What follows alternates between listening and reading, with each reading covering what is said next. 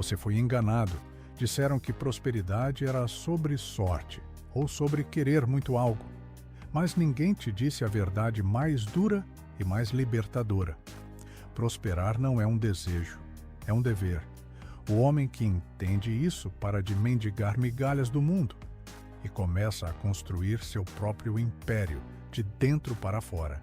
Ele entende que gerar valor, liderar, sustentar, proteger e deixar um legado não são luxos, são responsabilidades. E quando você foge disso, o preço é alto: frustração, vazio, sentimento de inutilidade. Neste vídeo, vamos entrar fundo nessa filosofia esquecida.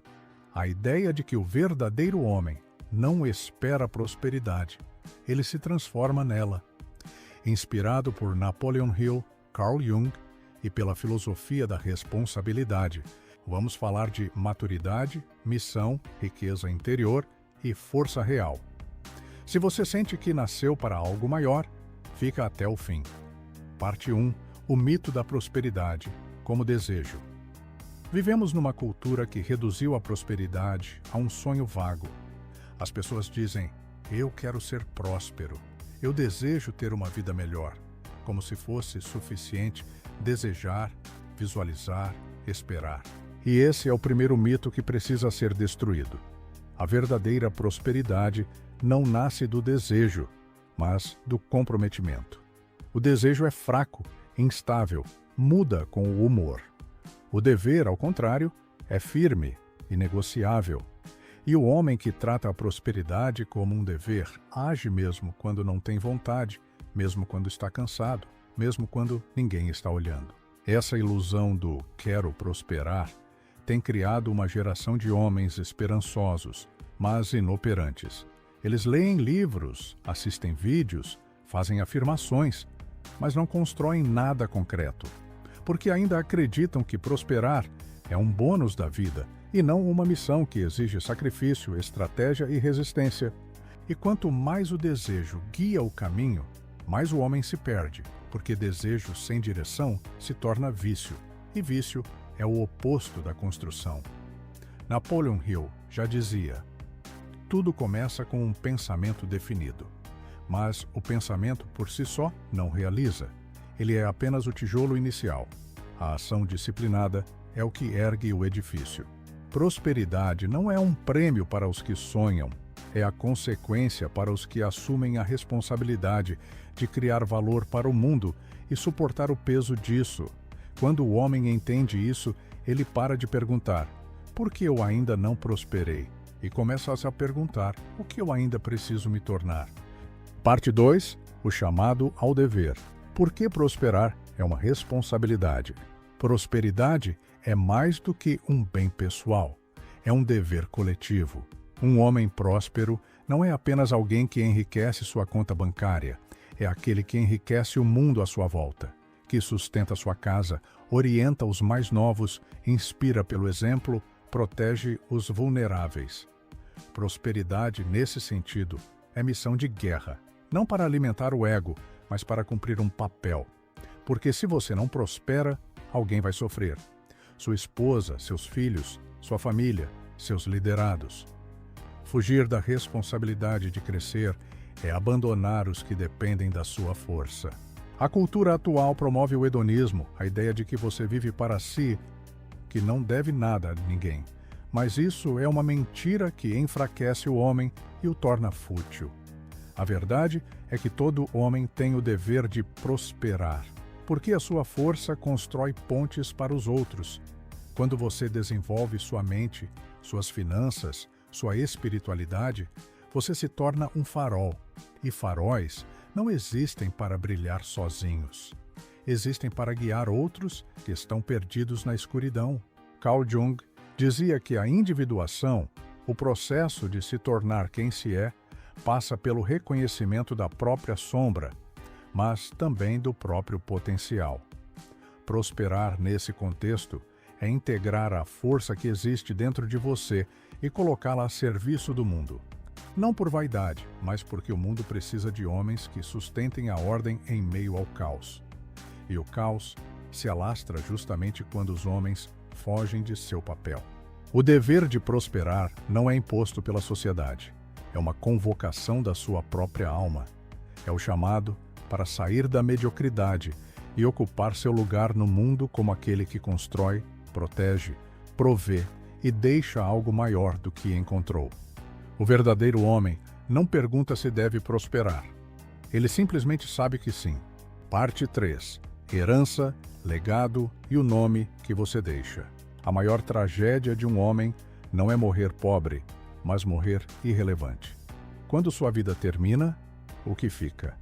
Seu nome será lembrado com respeito ou será apenas mais um entre milhões que passaram pela terra sem deixar rastro? Herança é o que você deixa para os outros. Legado é o que você deixa nos outros. E a prosperidade verdadeira não é medida apenas por propriedades ou patrimônio, mas pela força moral e psicológica que você transmite à próxima geração. Você não precisa ser um rei para construir um reino. Seu lar já é um.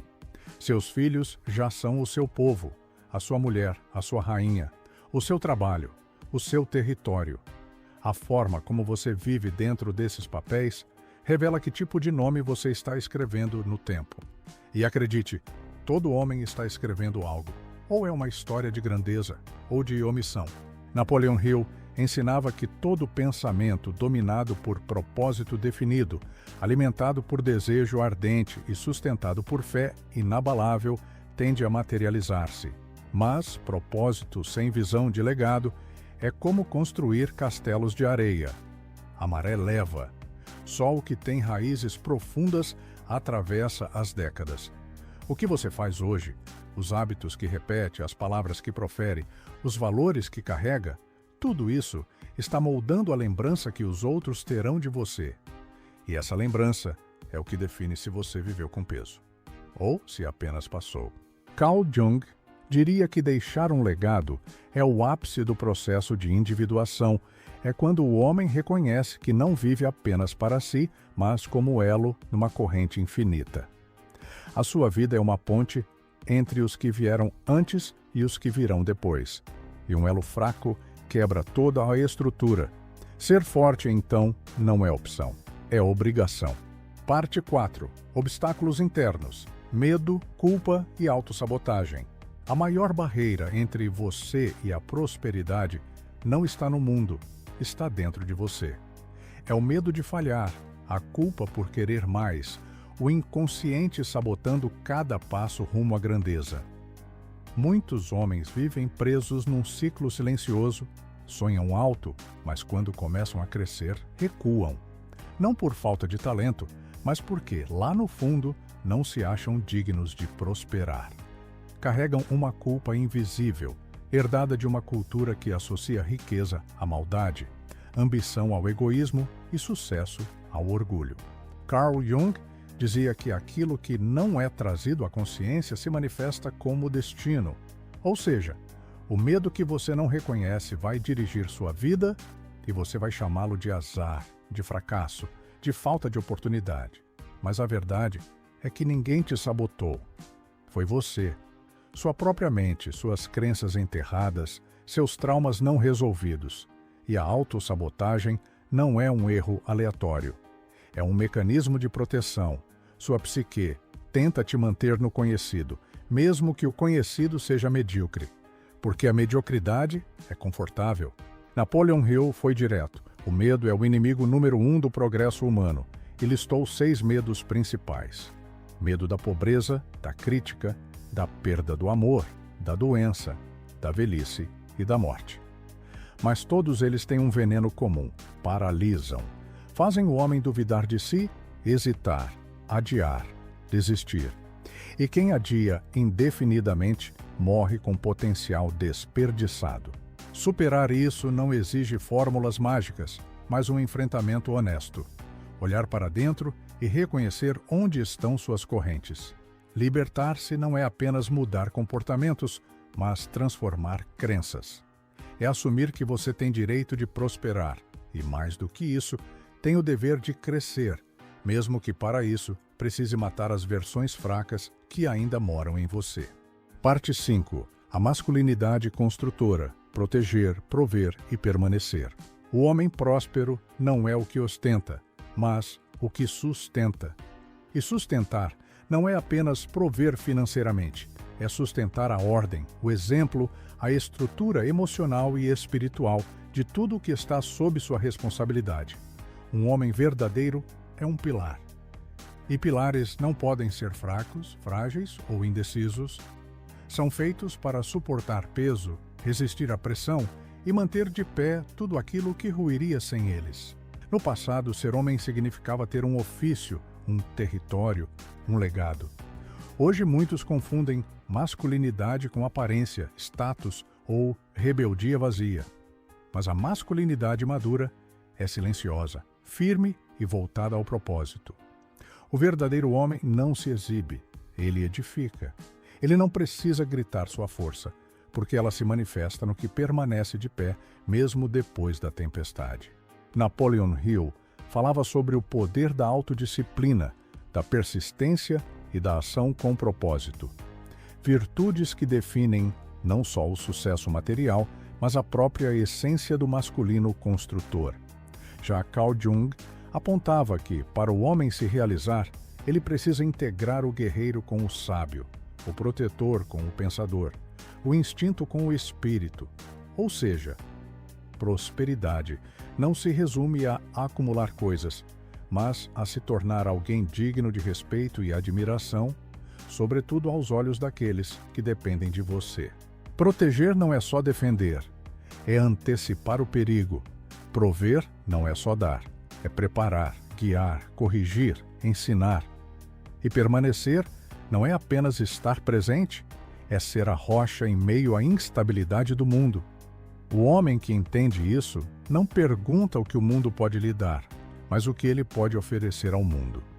Esse é o alicerce da prosperidade verdadeira, a consciência de que sua vida não pertence só a você. Parte 6. O legado invisível, a energia que você espalha, mesmo depois que se vai. Há uma herança que não cabe em testamentos. É a energia que você deixa no mundo, a forma como você olhou para os seus filhos, as palavras que disse quando ninguém estava gravando, a calma que transmitiu quando todos estavam em pânico, a firmeza que manteve quando os outros vacilaram. Tudo isso permanece, porque o verdadeiro legado não está nas mãos que tocam, mas nas almas que você transforma. Tolstói dizia que viver apenas para si é viver uma vida sem sentido.